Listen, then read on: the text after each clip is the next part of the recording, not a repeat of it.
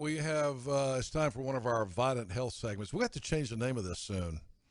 There's big news coming about that. I've been told I have to I can tease it, but I can't say any more than that, right, Stan? There could be big news coming very soon about the name change at Violent Health. So this might be the last time we ever call this the Violent Health segment. I don't know. Will it be, Stan? Maybe, maybe not. So today we've got two physicians from the ECU Brody School of Medicine in the areas of emergency medicine and critical care. And they're not just physicians, but they're also educators. To my immediate left, Dr. Jennifer Bennett, ECU Department of Emergency Medicine and Medical Director for Interprofessional Clinical Simulation Program. Good morning, Dr. Bennett. Good morning. Thanks and for having Dr. Jennifer Stahl from the ECU Department of Emergency Medicine and Program Director for Pulmonary and Critical Care. You have long titles. Yes. Good morning. Good morning. How are you? Good, Doing thanks. excellent. So April is National Healthcare Decisions Month. It's a time to plan for the unexpected, and nobody likes to talk about dying, but it's something we're all going to face one day, so we're going to talk about that this morning. Let's start with you, Dr. Bennett. The concept of advanced planning, very important for someone even who's relatively healthy, right? Yes, sir, absolutely. So any of us could have an accident or sudden illness at any age. Often in an emergency situation, you may not be able to communicate for yourself. So many times in our experience, families have not had the conversation and don't always agree on the decisions for their loved ones. It may be too late to have any input into your health care when you're in the middle of a medical crisis. So it is important, I think, to at least start having a conversation about this. They say the best place to have this conversation is at home, around the kitchen table with your families.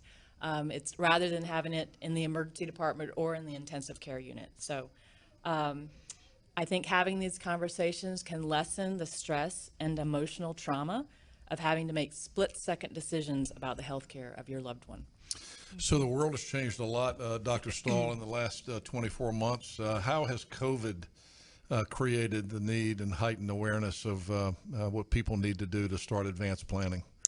Well, I think overall COVID over the past 2 years has really made us all think a little bit more about our own mortality.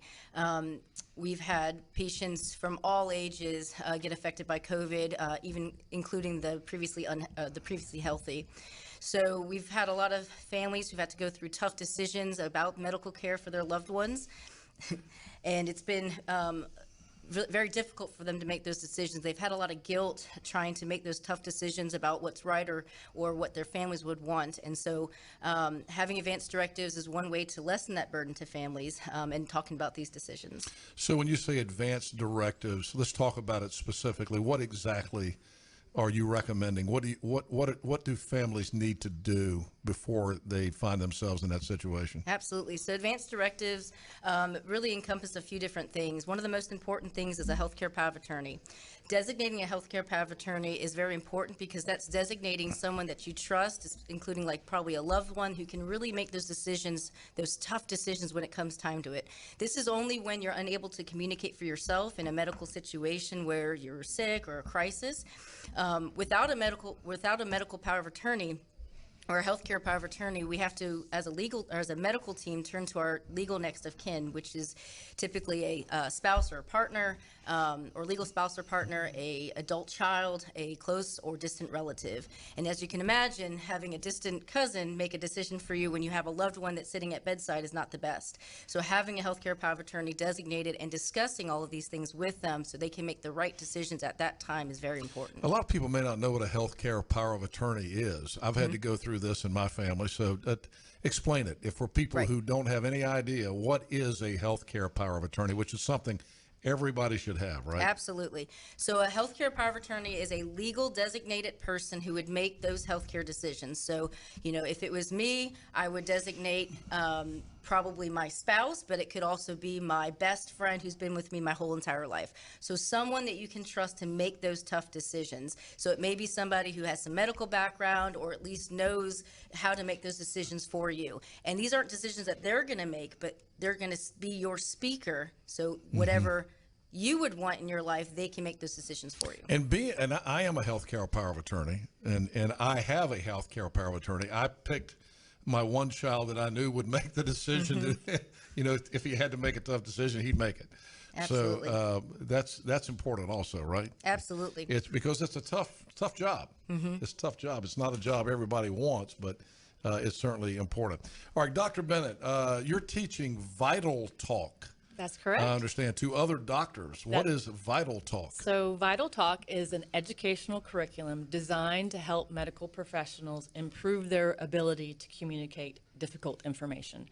Doctors want to know what matters most to their patients, but it can be really hard to share bad news with people. It can be really hard to have those difficult conversations. So at Vidant and ECU, we actually have the resources available to help medical professionals learn how to communicate difficult information. As you know, good communication good communication skills make a difference, and however, these skills don't come easily. They take practice. And so the goal of good communication with patients is to make sure that they understand their medical situation better. It's also to build trust with people, and we want to guide them to make the best medical decisions for themselves. All right, again, April is National Healthcare Decisions Month. There's no better time than right now to start to work on this, right? Get a healthcare power of attorney and you know, start having those family discussions.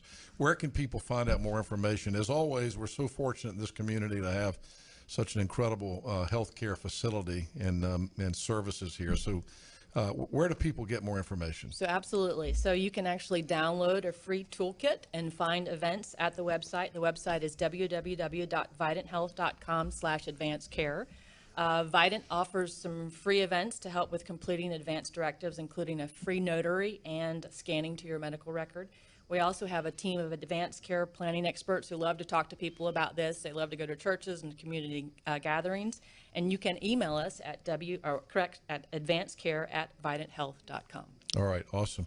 I'll tell you, I got to tell you guys a story, and I haven't had a chance to tell Stan this yet, but I brag about our medical community here all the time and how important it is. And you know, it also gets criticism, because I saw a political candidate recently criticizing, you know, Greenville for having the big healthcare facility and all that stuff. But I got a very close friend who had a family member who needed to come to Vidant this past week, and I've been checking with them every day, and every single day he says to me, I can't believe this place. I can't believe, you know, how wonderful the people are to us. It's just been an unbelievable experience. You know, it's not something anybody wants to go through when a family member gets, you know, seriously ill. But we're so fortunate to have Vidant Health and the ECU School of Medicine here, and soon to be ECU Health. So, you know, thank you guys for all you do. Absolutely. Yes. We appreciate it. Thank you. Great to have you. Dr. Jennifer Bennett from the ECU Department of Emergency Medicine and Medical Director for Interprofessional Clinical Simulation Program. Correct. That's a mouthful. Yeah, I'm sorry. And Dr. Jennifer Stahl from the ECU Department of Emergency Medicine and Program Director for Pulmonary and Critical Care. Great to have you both here. And again, big news coming from our medical community in the next little bit. I can't say when, because Stan's told me I can't, but it's coming soon, and we're excited about that. Great to have you guys in here. Thank you. Thanks for coming in.